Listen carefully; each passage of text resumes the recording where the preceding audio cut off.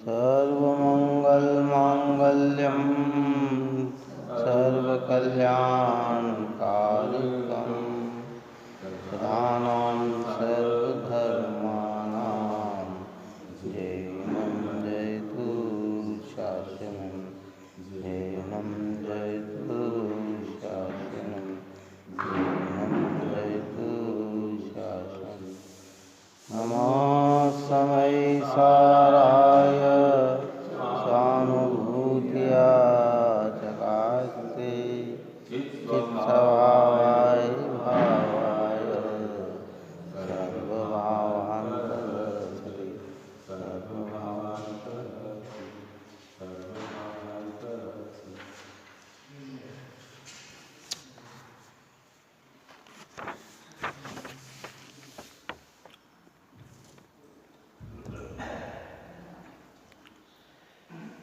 गाथा अपने 76 नंबर की चल रही थी। अपने परिणाम को जानने वाले ऐसे जीव को पुद्गल के साथ कर्ता कर्म भाव है या नहीं, उसके उत्तर स्वरूप में गाथा चली थी। गाथार्थ हुआ था, भावार्थ देखिए। प्राप्त विकार्य और निर्वृत्ति ऐसा व्याप्य लक्षण वाला आत्मा के परिणाम स्वरूप जो कर्म कर्ता का कार्य, उसमें आत्मा स्वयं अंतर्व्यापक होकर आदि मध्य अंत में व्याप्त होकर उसे ग्रहण करता हुआ, उस रूप परिणमन करता हुआ और उस रूप उत्पन्न होता हुआ उस आत्म परिणाम को करता है। प्राप्य विकार और निर्गत ये व्याप्य लक्षण वाले हैं। इसमें व्यापक कौन है? जीव में जीव व्यापक है और पुद्गल में पुद्गल व्यापक है। पुद्गल का व्याप्य लक्षण पुद्गल से है। पुद्गल पुद्गल रूप ही उत्पन्न होता है, उसी रूप परिणमन होता है, उसी को ग्रहण करता है। जीव अपने परिणाम को ज्ञान दर्शन चारित्र के परिणाम रूप जीव उत्पन्न होता है, परिणमन करता है, ग्रहण करता है ना?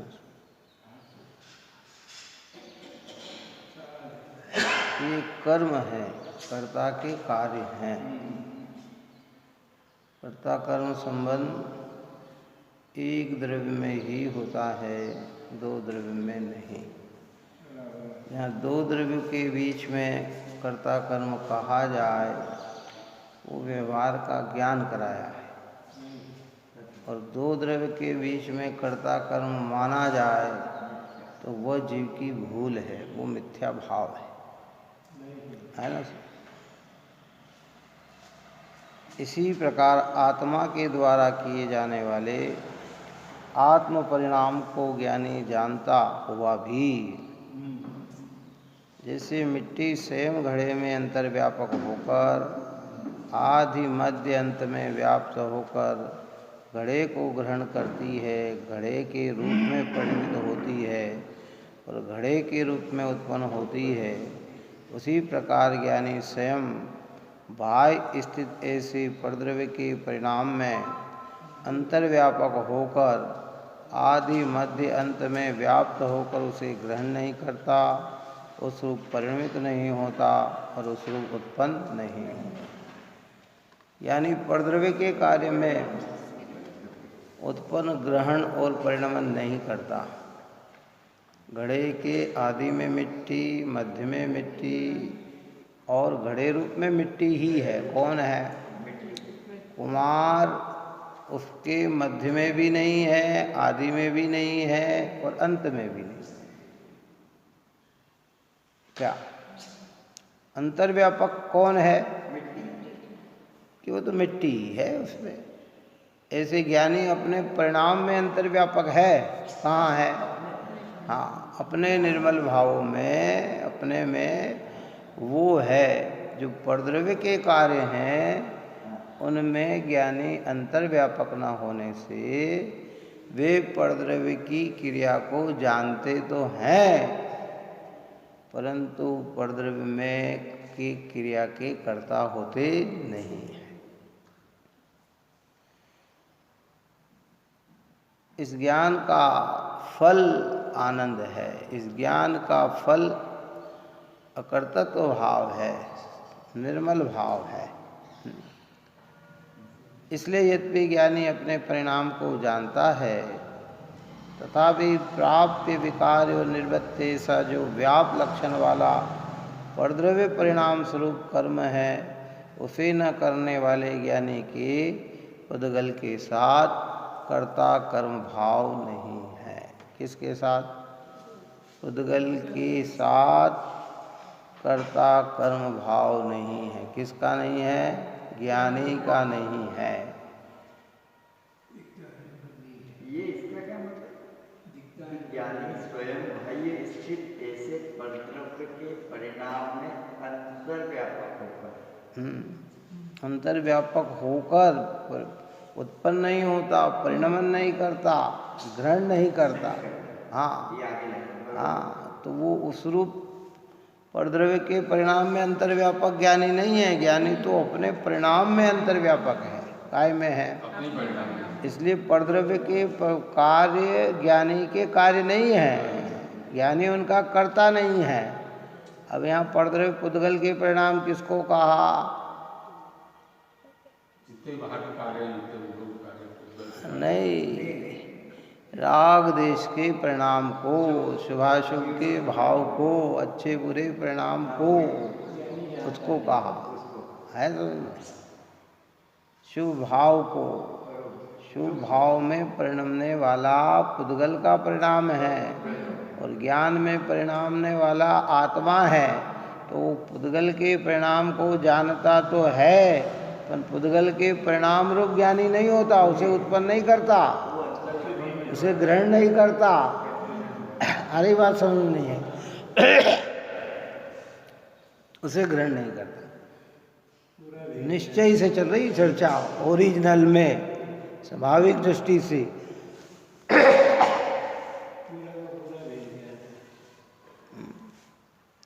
ज्ञानी ही तो इसलिए हुआ है कि ज्ञान रूप परिणमन हुआ है, ज्ञाता रूप परिणमन हुआ। वरना ऊपर में बात कही ना कि ज्ञाता है तो कर्ता नहीं और कर्ता है तो ज्ञाता नहीं। क्या है? एक म्यान में दो तलवार नहीं है। कितने? कि नहीं साहब, कर्ता भी है और ज्ञाता भी। दृष्टि की अपेक्षा बात चल रही है अभी। हाँ, दृष्टि की बात चल रही है। ज्ञानी को अपने शुद्ध चैतन्य की दृष्टि हुई है, अनुभूति हुई है, तो उसमें तो वो उस रूप ही परिणमता है। किस रूप परिणमता है? दृष्टि की अपेक्षा तो वह राग से भिन्न ही है ना। और ज्ञान की अपेक्षा से देखेंगे तो ठीक है। ज्ञान में तो कहा जाता है कि राग किसने किया, कि जीव ने किया, जीव का ही परिणमन है। ज्ञानी को ऐसा भेद ज्ञान नहीं है, इसलिए कर्ता बनता है। ज्ञानी को भेद ज्ञान हो गया, इसलिए कर्ता नहीं बनता। बस इतनी सी बात है। और जो कर्ता बनता है वो कर्मबंधन से युक्त होता है, और जो ज्ञाता रहता है वो कर्मबंध से छूट जाता है। ऊपर की बात को भूलना नहीं, जो अपन कितने दिन से कर रहे हैं, कि जिस समय आत्मा की दृष्टि हुई, आत्मानुभूति में आकर प्रतीति हुई कि मिथ्यात्व अनंतानुबंधी का तो भाव रहता ही नहीं है। तो अब जो भाव ही नहीं है उसका कर्ता कहाँ? जब कार्य नहीं है तो कर्ता कहाँ? इसलिए अकर्ता हो गया। और जो अप्रत्याख्यान आदि का राग है, वो राग से का स्वामी नहीं बनता, उस राग से आत्मा का भला नहीं मानता। क्या मालूम है? उसमें सुखत्व बुद्धि नहीं है। तो ऐसे परिणाम न होने से वो परिणाम का ज्ञानी क्या है? ज्ञाता है, वो ज्ञाता है।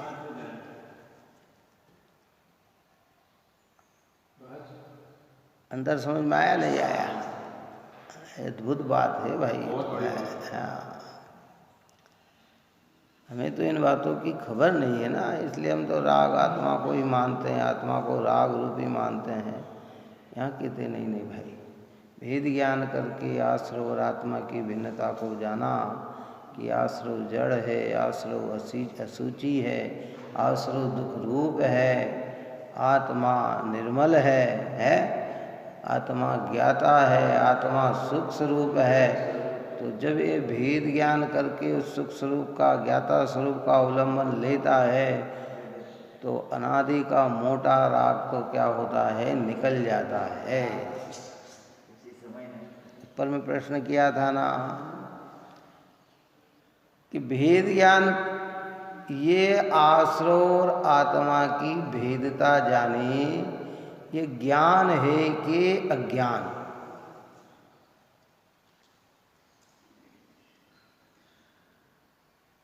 ये ज्ञान है। तो क्या कहा कि अगर भेदता जानी है तो वो भिन्न होना चाहिए। क्या होना चाहिए? अगर ये आश्रव में ही प्रवृत्ति करता है तो फिर भेद ज्ञान हुआ का, ज्ञान हुआ का? भाई अलग अलग जाना, और फिर हमने कहा ना कि ये करंट है, ये दुख रूप है, और फिर भी करंट को हाथ लगा रहे हैं, तो इसका मतलब है कि हमने करंट को करंट जाना नहीं। ये अग्नि जलाती है ऐसा हमें ज्ञान, फिर भी हाथ अग्नि में दे रहे हैं तो जाना नहीं। तो जाना कब कहलाएगा? कि जब अग्नि में हाथ नहीं डालेगा है। और दूसरा अगर डालेगा तो इस सुविधा से डालेगा कि जिसमें हाथ न जले और करंट न आए। आज समझ में आएगी? तो ज्ञानी के जो चारित्र मोह के रागाधिक प्रकट होते हैं उसमें कर्ता भाव नहीं होता है, उसका रस नहीं होता है, तो उससे मूल पने से आत्मा का घात नहीं होता, मिथ्या संबंधी घात नहीं होता, अविरत संबंधी घात नहीं होता।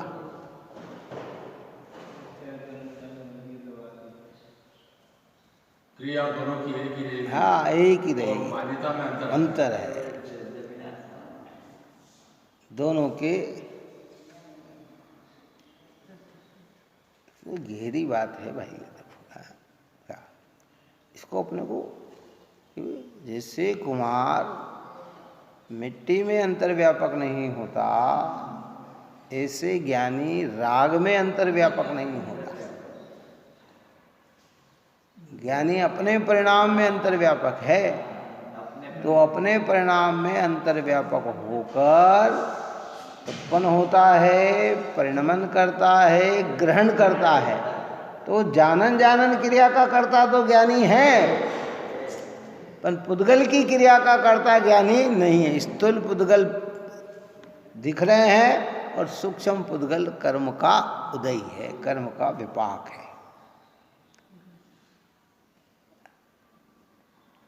जानता है, जानन जानन जानन जानन जानन।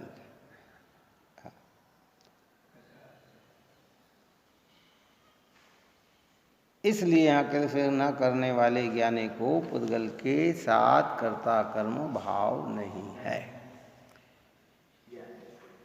कर्ता कर्म भाव नहीं है। कर्ता यानी मैंने किया, ये मेरा कर्म है। कि कहते राग आत्मा का कर्म नहीं, ज्ञानी कहते ये मेरा कार्य नहीं, मेरा कार्य तो जानना जानना। जब राग कहा, कल कह दिया कि जहाँ राग की बात कही वहाँ संपूर्ण भाव ले लेना, सारा विकार ले लेना, सारे परिणाम ले लेना। मन तीव्र अच्छे बुरे हैं, हमें लग रहा है ये कि भाई इसमें कौन परिणमा। वो कल कहा था ना कि भाई ये कर्म प्रकृति के कार्य हैं। किसके कार्य हैं? कर्म प्रकृति के कार्य। कर्म कराते हो ऐसा वस्तु स्वरूप नहीं है क्या? लेकिन जब जब ये भाव होते हैं वहाँ कर्म की उपस्थिति होती ही है। क्यों? इसके इनके उपस्थित होने से राग देश हो जाए ये जरूरी नहीं है, लेकिन राग देश हो रहे हैं तो इनकी उपस्थिति है। क्या हमारे यहाँ निमित्त निमित्तिक संबंध में कर्णानुयोग में भी तो कहा, दर्शन मोहिनी कर्म की अगर 70 कोड़ा कोड़ी सागर की आयु बांध ली कि है 70 कोड़ा कोड़ी है, तो अब इतने समय तक तो सम्यक तो होगा ही नहीं। क्यों नहीं होगा बताओ? क्या स्थिति जब तक है हमने 100 साल की अगर आयु बांधी, दृष्टांत है आयु बांधी है, तो अब 100 साल तक तो मरण होगा ही नहीं। निमित्त नैमित्तिक संबंध है ऐसा दोनों का। कैसा संबंध है?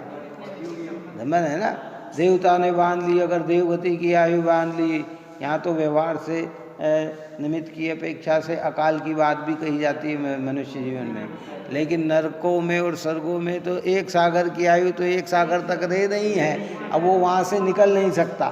स्वर्ग का इंद्र तो निरंतर मुनि बनकर मोक्ष जाने की चाह में लगा हुआ है, सर्वार्थ सिद्धि का जीव तो ये तो वो 33 सागर तक क्यों नहीं निकल पा रहे हैं? चलो बताओ, स्थिति है ना। तो ऐसे चारित्र मोह की भी तो क्या है? स्थिति है ना। वो उदय आएगा कौन सा? जीव अपने स्वभाव को अवलंबन न करेगा तो राग में बहेगा, लेकिन पुरुषार्थ करे तो जरूरी नहीं है कि राग हो, पर होता है तो किसका रस है? वो तो कर्म का ही तो है, कर्म का है। स्वच्छंद होने के लिए बात नहीं है ये। हाँ, कल भी अपन ने ये सारी बात को ली है। हाँ, बादल के हो जाने से पानी गिरे ये जरूरी नहीं है, पर जब जब पानी गिरता है तो बादल आकाश में होते ही हैं। क्या होते हैं? बादल आ गए तो क्या पानी आ जाएगा? ये जरूरी नहीं है, आए भी और न भी आए हैं, लेकिन पानी आया है तो क्या है? बादल होगा कि नहीं होगा? चलो बता है। अग्नि हो तो धुआं दिखे ये जरूरी नहीं है, पर जहाँ धुआं दिखता है तो अग्नि है ये जरूरी है। क्या अरे बात समझ में नहीं आई?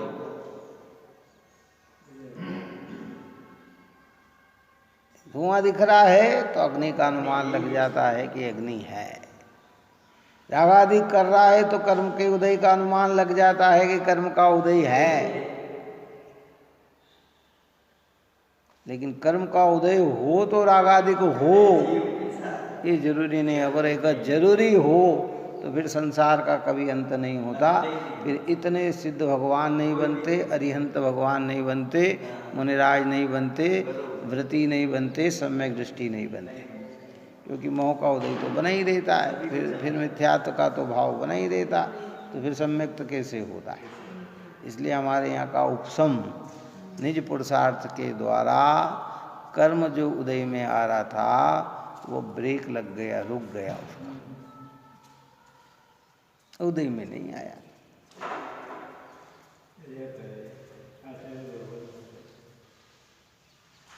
उस पर ब्रेक लग गया, यानी वो ऑटोमेटिक ब्रेक लग जाता है। लगे होता है ना, उसकी उपस्थिति में नहीं होता।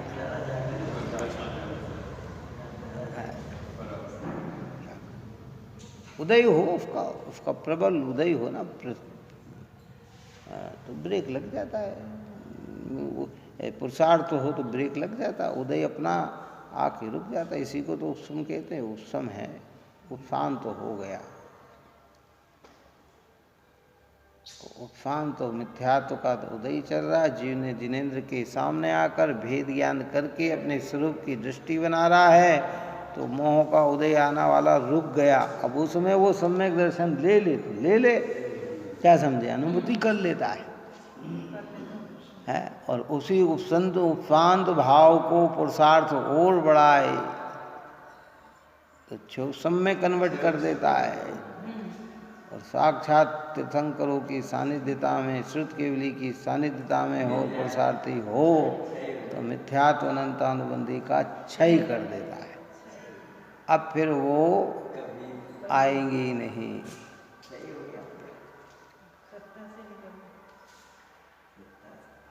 निमित्त का ज्ञान करना भी जरूरी है और वस्तु स्वरूप का श्रद्धान करना भी जरूरी है। इसलिए तो कहा कि निमित्त का ज्ञान और उपादान की का श्रद्धान। इसे आता जानते हुए भी क्या करेंगे। बाहर से कोई नजर नहीं आएगा, बाहर में तो वही क्रिया होगी, कैसी होगी वैसी ही होगी। हाँ, ज्ञानी भी उसी हाथ से खाएंगे जिस हाथ से अज्ञानी खाता है, ज्ञानी भी वैसे ही बैठ के खाएंगे जैसे अज्ञानी बैठ कर खाता है। बात समझ में आई कि नहीं? ज्ञानी भी वैसे ही चलेंगे जैसे अज्ञानी चलता है। अज्ञानी का मतलब है यहाँ मूर्ख अज्ञानी लेना, समझदार अज्ञानी लेना, जो व्यवहार में यथेष्ट है। हाँ, नहीं तो अज्ञानी तो ऊट पटांग न जाने कहाँ कहाँ चलता है। तो ज्ञानी वहाँ नहीं चलता है, ज्ञानी तो वहीं चलता है जहाँ हिंसा की विशेषता न हो, है। लेकिन हाँ, लेकिन समझदार भी हो, अज्ञानी भी हो, तो वो भी ऐसी चीज़ को छोड़ के चलता। अरे नहीं, ऐसी चीज़ खाता, दिन में खाता, अभक्ष नहीं खाता है। लेकिन उसके और इसमें अभिप्राय में जमीन आसमान का अंतर हो जाए। हम कर्ता के साथ होते हैं, वो ज्ञाता के साथ होते हैं। हम परद्रव्य के परिणमन को नहीं जानते, वो परद्रव्य के परिणमन को जानता है। वो खाता है तो भी परद्रव्य का परिणमन देखता है, छोड़ता है तो भी अज्ञानी को लग रहा है मैंने छोड़ा, इसके कारण मैंने त्याग किया, इसलिए ये वस्तु मुझ में नहीं परिणमी। ज्ञानी जानता है कि ये मेरा विकल्प है, उस वस्तु का परिणमन न होना ये उसकी योग्यता है, मेरी योग्यता नहीं है। मेरे परिणाम मेरी योग्यता है, किसके हैं? तो अपने परिणाम को जानता हुआ भी पुद्गल कर्म के साथ ज्ञानी का कर्ता कर्म भाव नहीं है। क्या है? ऊपर में कहा था पुद्गल कर्म को जानता हुआ भी पुद्गल कर्म के साथ कर्ता कर्म भाव नहीं है। 76वीं गाथा में कहा। यहाँ कहते हैं अब अपने परिणाम को जानता हुआ ज्ञानी पुद्गल के साथ कर्ता कर्म भाव नहीं है, क्योंकि प्राप्य विकार और निवृत्त जो है व्याप्य लक्षण वाले हैं, इसके आदि में, इसके मध्य में, इसके अंत में वही परिणमता है जो द्रव्य है। तो जीव द्रव्य है तो जीव किस रूप परिणमेगा? ज्ञानी है, ज्ञातापना प्रकट हुआ है तो ज्ञान रूप ही उत्पन्न हुआ, ज्ञान को ही ग्रहण किया, ज्ञान रूप ही परिणमन हुआ। तो उसका प्राप्य विकार निवृत्त ज्ञान के साथ है, राग के साथ नहीं है। राग ज्ञान में झलका, ये ज्ञान का कार्य है जानना।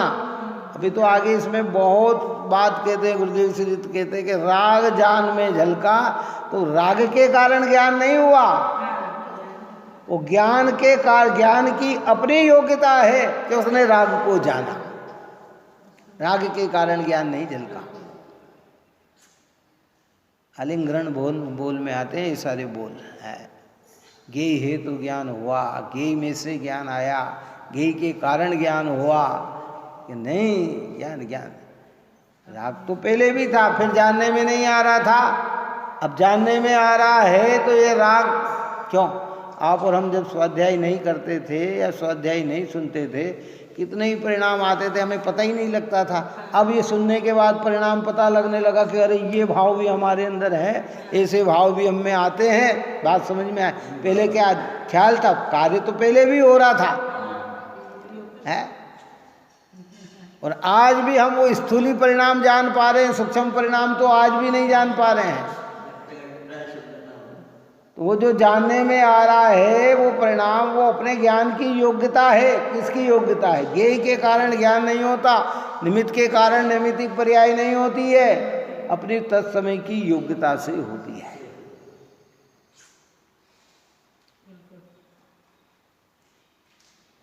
कौन समझे भाई इन बातों को? क्या है? हाँ, ये कुछ हो और ज्ञान कुछ और हो जाए। और वो दृष्टांत दिया था पहले। हाँ, रस्सी का दृष्टांत दिया। सामने रस्सी हिल रही है, यहाँ में सर्प का प्रतिभास हो रहा है। अब ज्ञेय तो है रस्सी और ज्ञान हो रहा है सर्प का। क्या है? कई बार होता है दूर से व्यक्ति तो किसी दूसरे को देखते और हमें कोई दूसरा व्यक्ति नजर आ जाता है, हम उसके विषय में अरे वो, फिर उससे क्या, अरे भैया आप दिखे और हमसे बात तक नहीं की। अरे भैया मैं तो आया ही नहीं वहाँ। अरे फिर अरे आप जैसे ही था वो, मतलब अब वो उसके विषय में हमने 50 विचार कर लिए, कितने विचार कर लिए। तो ज्ञेय के कारण ज्ञान हुआ कि अपनी योग्यता से हुआ? बोलो है? निमित्त से नैमित्तिक पर्याय नहीं होती, ज्ञेय से ज्ञान नहीं होता, तत्समय की योग्यता से होता है। ये बात मैंने पहले कही थी कि ब्रह्मचारी जी, दूलीचंद जी भाई साहब ने 1976 के सन्मति संदेश में इसका लेख लिखा है। बहुत गजब का लेख है वो। निमित्त से नैमित्तिक पर्याय नहीं होती, ज्ञेय से ज्ञान नहीं होता, तत्समय की अपने योग्य। श्वेत संग काली मिट्टी खाते हुए भी काला नहीं होता, उसमें दृष्टांत दिया। श्वेत संग होता है, खाता क्या है? काली मिट्टी। तो निमित्त से नैमित्तिक हो तो फिर क्या होता? ये काला होना चाहिए, क्या नहीं होता? क्या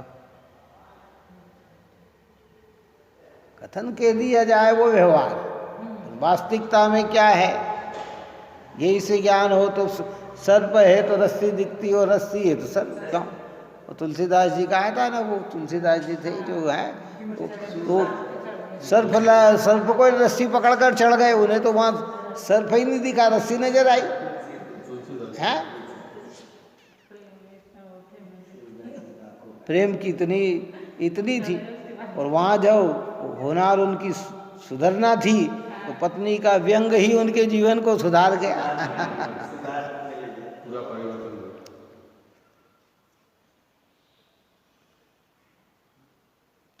कहीं नहीं मिलेगी भाई, ये बातें सब अध्यात्म ग्रंथों में होती है। आचार्य कुंद भगवंत और समस्त जनागम, ऐसा नहीं। आचार्य कुंद भगवत जितने दूसरे आचार्य हुए उनको अध्यात्म का नॉलेज नहीं था, ये बात नहीं थी। हाँ, उनको वो भी नॉलेज था। ठीक है, अपने अपने कार्य सब नहीं करे, सब सारे जितने आचार्य, क्यों होता ना?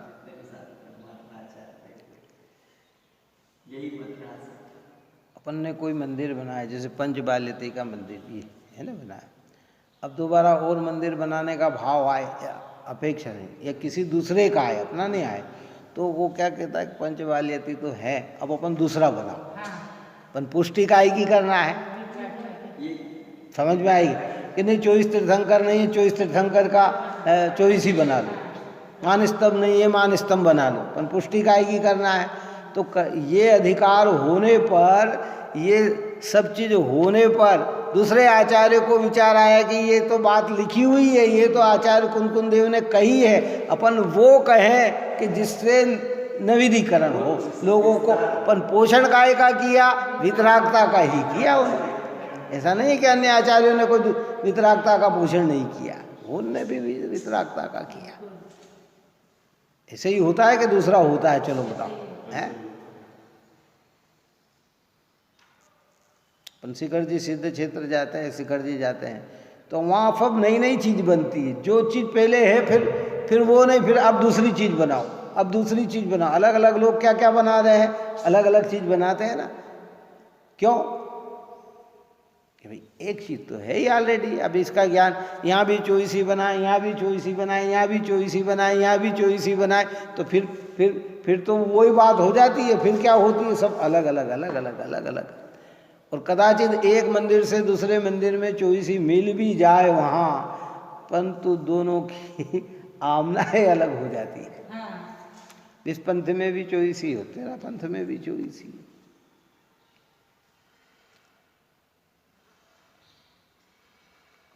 एक ऐसे सब समझना बहुत गजब बात है, तो प्रकरणवश निकली है। इसलिए आचार्य कुंद भगवंत तो ये कहते हैं कि भैया पुद्गल कर्म का कर्ता ज्ञानी नहीं है। ज्ञानी किसे कहा? शुद्धात्मा अनुभूति पुरुष जिसने अपने स्वरूप को लक्ष्य में लेकर संयोगों से, शरीर से, इंद्रियों से, मन से, वाणी से, कर्म से, पुण्य पाप के भाव से अपने आत्मा को भिन्न अनुभव किया, वो शुद्ध अनुभूति है। थोड़ा सा अंतर समझ लेना।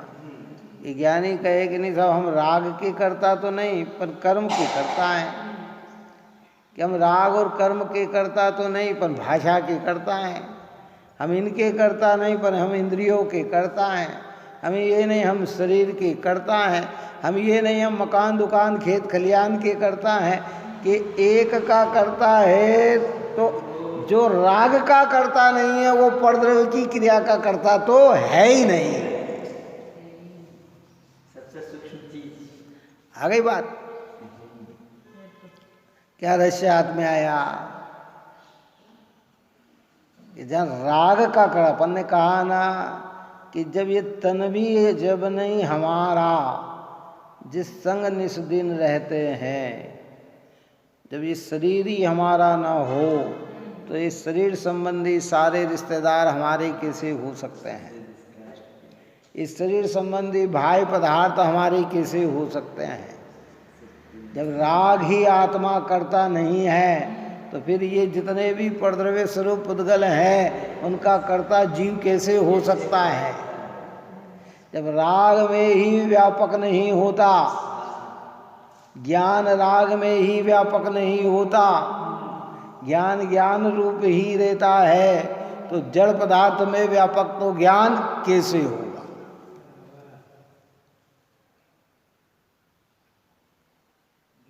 अरे बात समझ में नहीं आई? कठिन जरूर है ये बात, क्योंकि मैं तो कह रहा हूँ कि ये 1000 बार सुनने पर भी समझ में आ जाए तो समझना कि हमने गढ़ जीत लिया इतनी बार। हाँ, ऐसा नहीं समझना कि अरे साहब बार बार सुनते समझ में, कोई बात नहीं, फिर समझेंगे, फिर समझें। लगन सही होती है ना तो समझ। कई लोग ऐसे होते हैं, लौकिकता में भी किसी को शिक्षा दी जाती है ना, तो कई तो ऐसे होते हैं कि सामान्य इशारा करो तो कार्य सीख जाते हैं। कई 1-2 बार में सीख जाते हैं, कई 5-10 बार में सीख जाते हैं, और कई बार 10 बार 20 बार में भी नहीं सीख पाए और उसकी लगन है तो वो आगे जाकर सीख जाता है। कौन? और लगन ही नहीं है, रुचि नहीं, अरे इतना तो कर लिया, अब समझ में ही नहीं आ रहा, छोड़ दो, तो फिर वो समझ ही नहीं सकता है।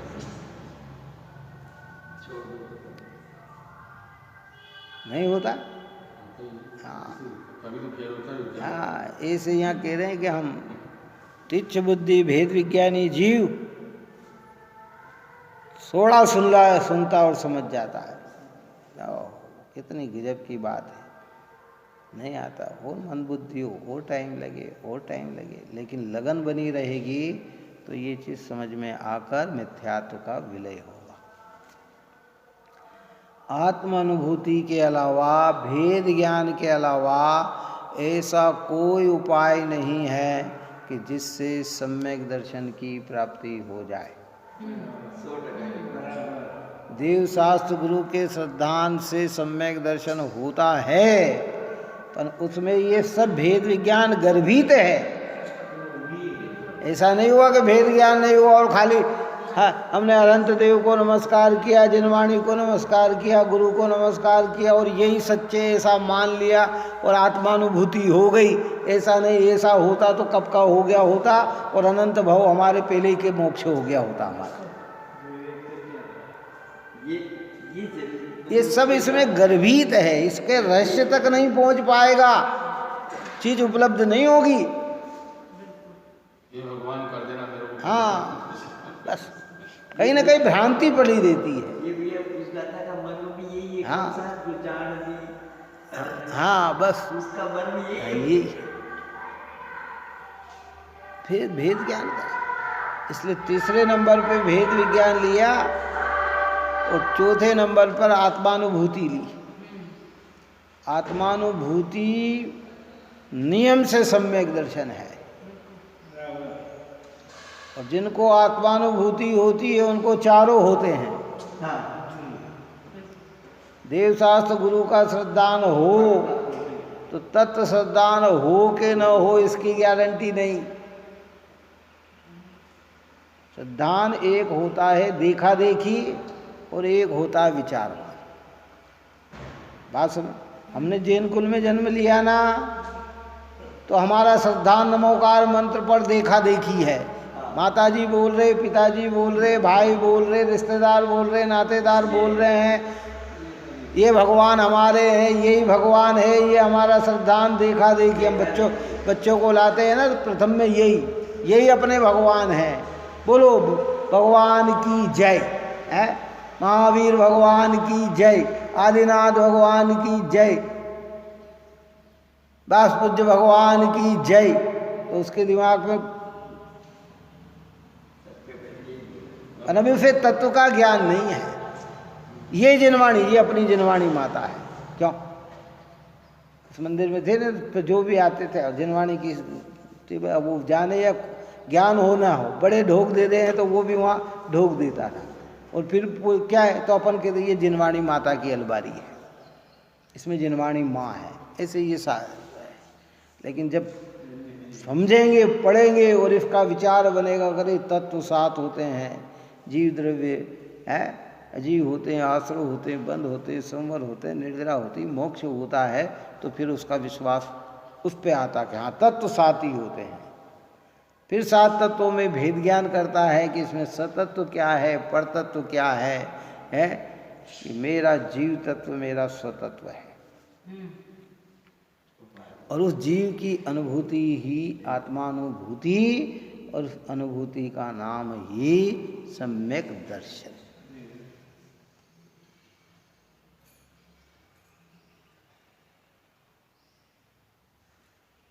ये बात समझ में नहीं आई।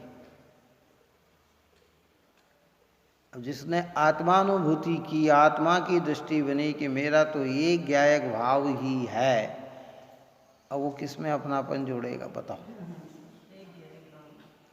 उसका अपनापन किस में जुड़ेगा? इसमें जुड़ेगा। फिर राग का कर्ता होगा कि राग का ज्ञाता होगा?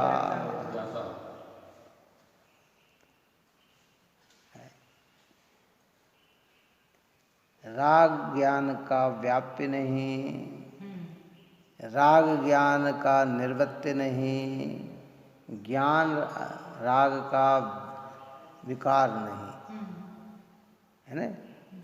राग को ज्ञान ने जाना, वो जानन जानन रूप परिणमा, वो राग को ज्ञान का जानने वाला जो उत्पन्न हुआ ना, वो तो हो गया निर्वत्य, और परिणमा वो हो गया विकार। और ज्ञान ने ज्ञान को ही ग्रहण किया, वो हो गया क्या? प्राप्य। ये प्राप्य विकार और निर्वत्य व्याप्य लक्षण वाले होने से एक द्रव्य में ही होते हैं।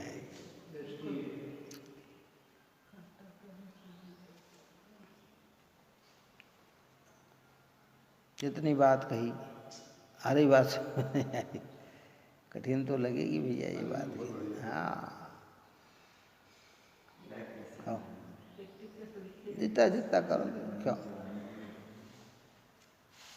बहुत मेला कपड़ा है और चीठा है,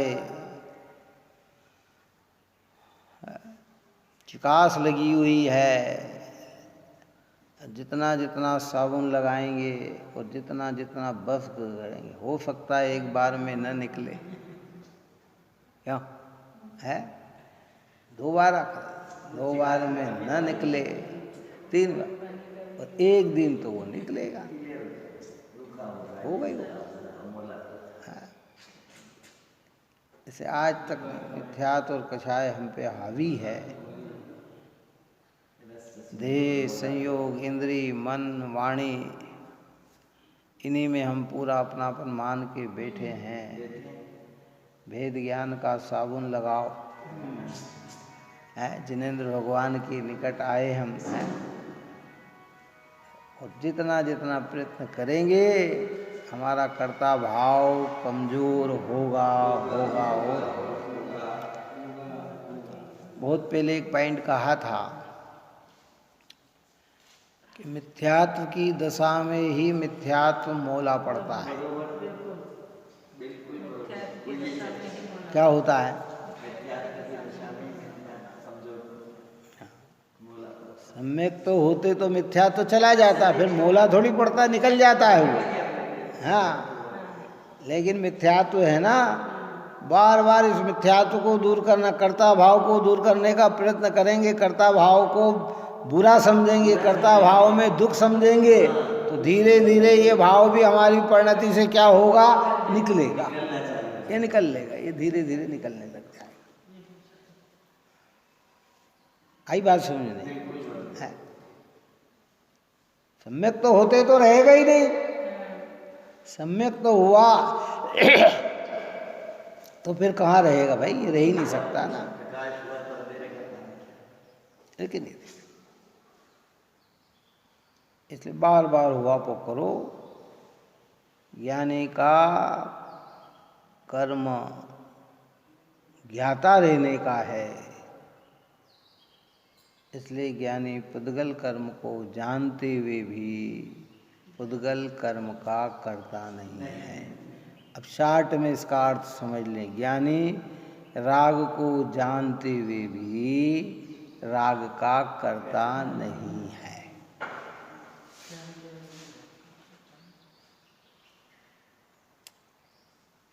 भावार्थ जैसे 76 गाथा में कहा है तदनुसार यहाँ भी जान लेना।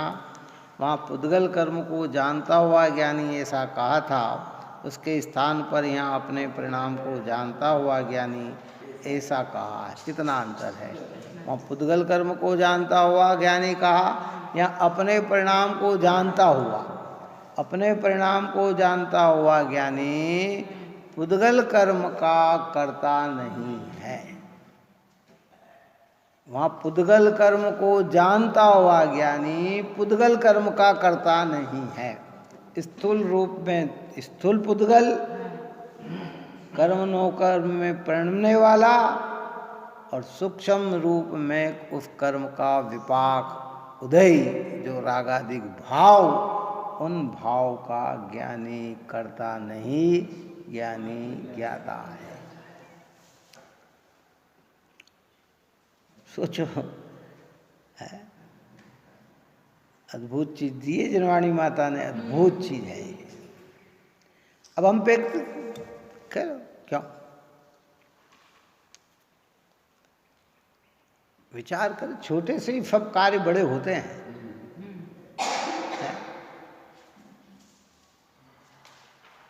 छोटे छोटे कार्य बड़े बड़े फिर देखते हैं। बड़ी बड़ी चीज को देखकर, ज्ञानियों की क्रिया को देखकर, ज्ञानी के विचार को देखकर हम छोटे हैं, हम भी भेद ज्ञान करें। धीरे धीरे धीरे धीरे ऐसा ऐसा ऐसा ऐसा एक दिन उसी कार्य में सफल हो जाएंगे। लगेगा टाइम, लेकिन सफलता मिलेगी। लक्ष्य नहीं छोड़ना। हाँ, और सही लगन लगी रही तो देह छूट जाएगी, तो अगली देह में जाके कार्य कर लेंगे। और लगन नहीं लगी तो यहाँ की देह भी चली जाएगी और अगले कार्य भी नहीं कर पाएंगे। होते वस्तु व्यवस्था ऐसी सुंदर है ये। क्या दो गाथा अपनी चली, कौन सी चली? 76 और 77।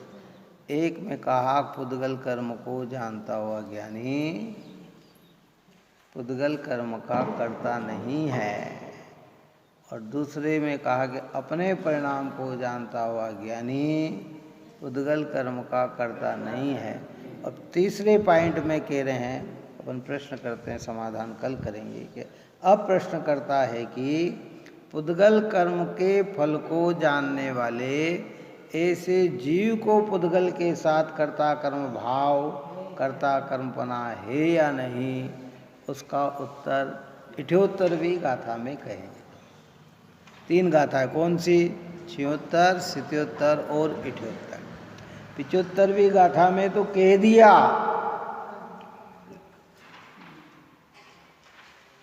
कर्म के परिणाम को, नो कर्म के परिणाम को जो न करे, बस मात्र जाने प्राप्त हो सत ज्ञान को।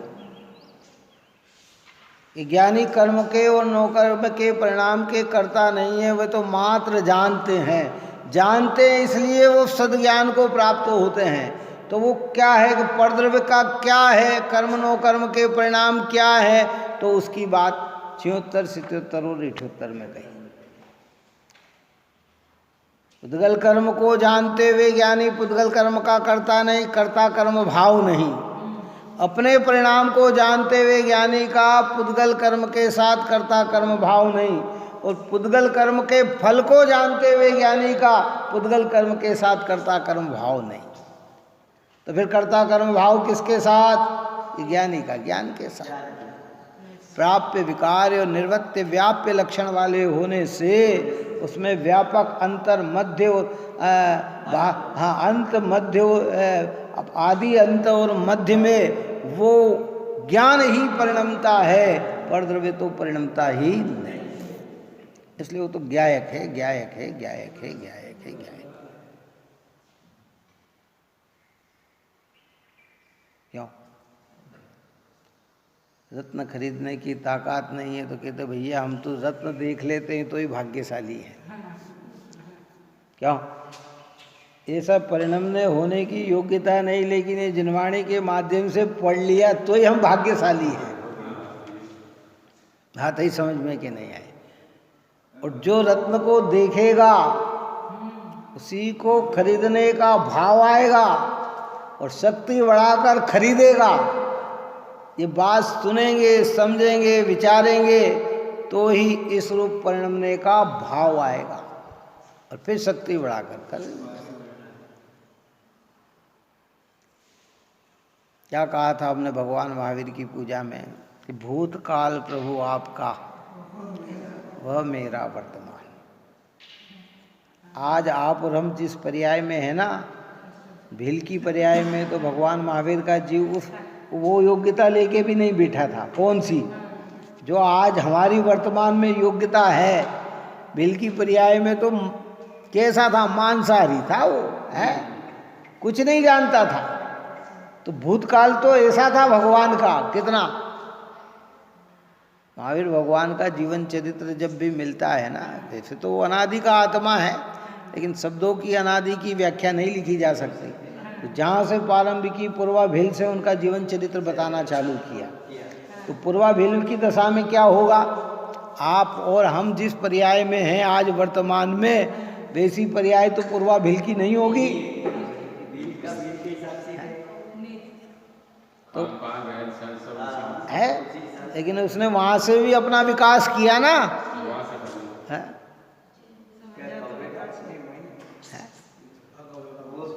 नहीं, कौवे वाला नहीं, वो सैनिक राजा का है।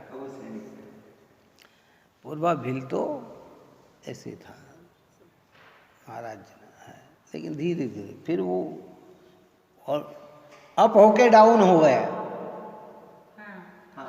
वहां से तो उत्कृष्टता आई और फिर डाउन हो गए और फिर उत्कृष्टता आई। सी की पर्याय में फिर उत्कृष्टता आई। 1 अरब 30 करोड़ भाव धारण कर लिए इस बीच में तो जीव ने। तो यहाँ कहते भैया आज तक नहीं है, लेकिन भगवान आप पूर्व में मिथ्या दृष्टि थे, हम भी मिथ्या दृष्टि हैं। आपने निज पुरुषार्थ किया, हम भी निज पुरुषार्थ करके क्या होंगे? इसलिए भूतकाल प्रभु आपका, वह मेरा वर्तमान, और वर्तमान जो आपका वह भविष्य। वर्तमान काल जो आपका है सिद्ध दफा, मैं भी भगवान पुरुषार्थ करके सिद्ध बनूंगा, भगवान बनूंगा। सारे दुखों से छूटेंगे हम तभी जब भगवान बनेंगे। बिना भगवान बने जगत में कोई सुखी नहीं रह सकता भाई। पीड़ाएं घेर लेती है, तकलीफें घेर लेती है। इसलिए जे देखो जैन धर्म की महिमा भैया, क्या कहें। यहाँ तो हमारे पूजा में भी एक ही लक्ष्य बताया जाता है, तेरा लक्ष्य जल चढ़ाएंगे तो जन्म जरा मृत्यु विनाश नाए। चंदन चढ़ाएंगे तो संसार ताप विनाश नाए, अक्षत चढ़ाएंगे तो अक्षत पद की प्राप्ति। अक्षत कौन सा? सिद्ध पद ही अक्षत पद है, श्वासत पद तो कौन सा है? पुष्प चढ़ाएंगे तो कि भैया मोह काम बाण विनाश, जहाँ काम संपूर्ण नाश हो जाए वहाँ केवल ज्ञान हो जाता है। क्षुधा रोग विनाश, क्षुधा खत्म हुई केवल। मोहंधकार विनाश, दर्शन मोह और चारित्र मोह जहाँ संपूर्ण नष्ट होते हैं वहाँ रिहंत दशा प्रकट हो जाती है। और आठों ही कर्म विनाश, सिद्ध भगवान। मोक्ष फल की प्राप्ति, सिद्ध। अनर्घ पद, दुनिया के सारे पद तो अनर्घ नहीं है, वही पद ऐसा है। दुनिया के सारे पद विनाशी के हैं और वो पद कैसा है? अविनाशी का है। तो पूजा के माध्यम से भी लक्ष्य क्या बना? अब होता क्या है कि हमको इतना भाव नहीं आता है, इतना रुकाव नहीं होती, हम तो ऐसे फुर्ती में चलते हैं, धड़ धड़ धड़ धड़ धड़ धड़ धड़ धड़ धड़ धड़ धड़, बस जन्म जरा। अभी जन्म जरा मृत्यु का अर्घ ही पूरा ही नहीं चला ना, उधर से दूसरी लाइन चालू हो गई।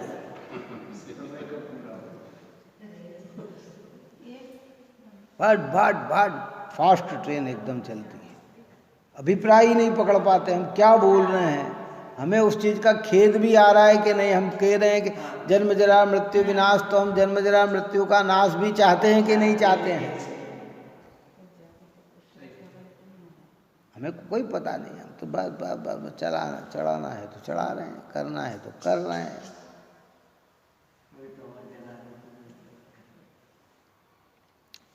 इसलिए कल इस गाथा का अपन निरूपण करेंगे। पुद्गल कर्म के फल को जानने वाला ज्ञानी का पुद्गल कर्म के साथ कर्ता कर्म भाव है कि नहीं, ये प्रश्न किया, उसका समाधान 78वीं गाथा में आचार्य कुंद भगवंत कहेंगे। आप और हम सभी जीव निरंतर ऐसे पवित्र जिनेन्द्र भगवान जिनवाणी माता निर्ग्रंथ के निकट रहकर भेद ज्ञान को प्राप्त और अपने परिणाम को निर्मल बनाएं, यही मंगल भाव। सहजानंदी शुद्ध स्वरूपी अविनाशी आत्म स्वरूप, सहजानंदी शुद्ध स्वरूपी अविनाशी आत्म स्वरूप, सहजानंदी शुद्ध स्वरूपी अविनाशी निज में बताई जब अनंत उपकार है, उसके लिए जिनवाणी माको वंदना शतबार है, वंदना शतबार है।